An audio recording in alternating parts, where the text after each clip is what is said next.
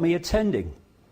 So Bob came to speak at a gathering from across Yorkshire about the people across Yorkshire about the erosion of liberty and freedom in the UK in recent years. His speech was brilliant, and I particularly like the extract below, which talks about the loss of our freedoms and privacy in recent years. Compartmentalization of the mind. And while this is going on, and this level of the quote debate is going on, global Big Brother is expanding its power by the hour now, as control goes further and further away. And it's going into the fine detail of our lives. We're now having people looking through rubbish to see if there's any evidence of activity, of terrorist activity. You can't even relax when you're putting your rubbish out in the bin. And then there's this thing. Traffic wardens. This is an interesting one. A few weeks ago, well, a few months ago now, I had a letter from a traffic warden somewhere in Britain. He's still a traffic warden, so I won't say who it was.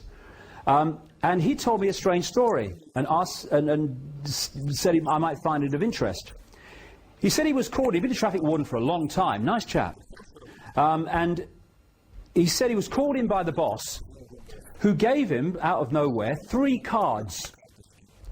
One was a card that gave him authority to be a traffic warden, fair enough. But the second card was what they call a pace card. And on it are the words that you have to say, that a policeman says, to arrest somebody. You do not have to say anything, but anything you do not say. That one. It's called a pace card. And the third card, was his authority to enter private property. Of course he's going, hold on a second. What's going on? I'm a traffic warden. I give tickets for parking. I don't want these. And the boss said, go away and put him away until further notice. A few days later, he's with a group of traffic wardens near the police station. And an old friend of his, he hadn't seen him for a while, he was a policeman, walks out of the police station with a briefcase, walks over and makes conversation with the traffic wardens, there. And then, towards the end, he said to this guy, who's they're old friends, he called him over. And he said, I want to tell you something. About 4 or 5 times in this conversation, the policeman said, don't tell anybody else, and don't repeat this, whatever you do. This policeman said that he had been designated to do a job in that county, and there was someone like him in every other county. He said his job, and his fellow officers around the country, was to prepare for a coming war. That this war was expected to trigger enormous civil unrest in Britain, and that the military and the mainstream police force would be overwhelmingly focused on dealing with the civil unrest. Therefore, people like traffic wardens, private security firms, and CCTV operators, etc., were going to be brought forward to do the jobs that the mainstream police force were currently doing, but would be tied up with over this civil unrest. He said, that's why you have been given these cards. A few days after this letter arrived, and I talked to him, and he sent me the cards, and I saw them and sent them back so he wouldn't get found out, I picked up the newspaper to see that traffic wardens were being redesignated civil enforcement officers and being given greater powers. This is the world we're looking at, and these things that come out of nowhere, oh, where did that come from, are manipulated and manipulated behind the scenes until they come to the surface in apparently out of nowhere, not out of nowhere at all. So, the elephant in the living room is there when you connect the dots. It ain't there when you don't. So they don't want the dots connecting. And this is what it's about. You know why it's gone into the fine detail of our lives, and you can't put, things in your car saying it's for sale? It's the same principle, because this is a mind game in the end. It's a mind game. If you can control people's mind and perception, you control their actions. It's a mind game. Everything's up here. The idea is to do the same on the population as a whole that they do on laboratory rats and mice in these laboratory mazes, where they put a mouse in a maze, and if it goes down certain channels within the maze, it gets an electric shock. After it's been shocked a few times, you can take the electronic equipment away, and that mouse will still not go down that channel.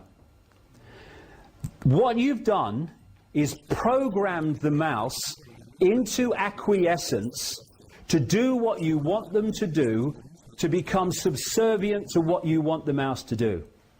Now, what is happening now is in all these areas of our lives, right down to the finest detail now, as I say, we are being shocked in various ways no matter what we do. Traffic cameras, surveillance cameras, cards in windows, rubbish bin out on the wrong day, fine. Huh? What it's doing is creating a situation in the collective mind where I guess you could describe it as anything for a quiet life. Subservience. And the tasers with the police are fundamentally connected to the same thing. I know you're talking rubbish, officer. I know you're wrong. I know it's outrageous, but if I do anything to resist that, you're going to use that thing on me. I'll go quietly. We're laboratory rats or mice in a maze. And what we need to do is take the shocks and still go anyway. I've been...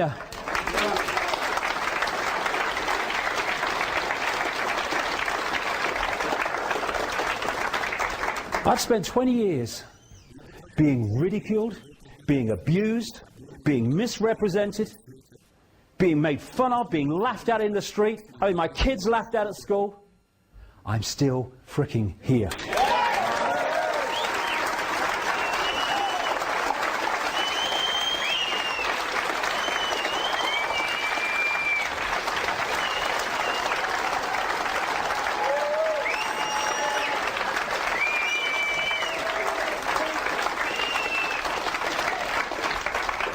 Political correctness.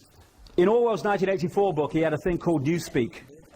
You know, and he said, you know, when you at this level of reality, and remember many other levels of reality, we won't go there today, though I do. But at this level of reality, we think in words. You have a thought, you think it in words. When you reduce the language available through political correctness, and now this you are speak in text language and stuff, you are, as time passes, what we call time anyway, you are suppressing the amount of words to describe your own thoughts, never mind your own views. This is what political correctness is about, and also playing minorities off against each other. And the left in politics has been played like a violin. I'm from the left, there's me art right there. And here's me sodding brain here. There are a lot of genuine people on the left, what they call on the left. It's all a load of crap anyway, right, left. It's all part of the same scam. Doesn't matter. You know, you go far enough right, you meet yourself on the left coming back. The same bloody thing. There's some genuine people who want to do genuine things, but they've been scammed. And one of the scams is supporting political correctness. You can't upset somebody. Well, maybe they deserve to be upset. I'm upset that I can't have my view. Okay, that's not political correct. You know, I've got a hand that's completely knackered through arthritis, right? The only thing I can do with my hands is type with those fingers, very little else, right? It's crippled. My hand is crippled. You want to tell me my hand is crippled? I have a problem with that. You know why? It's bloody crippled.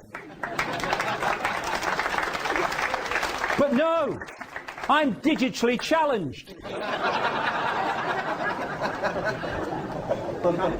You know what I said earlier? Some people would have got it, maybe some people didn't. When I talked earlier about you can't say brainstorm, you have to say thought shower, that is actually being introduced by some companies. I'm not kidding, it's not a joke, it's happening.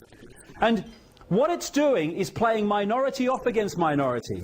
So, for instance, and basically, you remember that image where all the countries were tied up in that web of stuff? They want to do that with minorities. So everyone polices everyone else. This is the idea. The few can't police the many. They have to get the many to police each other. That's what they do. For instance, if you're a gay person, good luck to you. I mean, I have a simple philosophy on life. Do what you like so long as you don't impose it on anyone else. That's it. That's my philosophy. Anyway,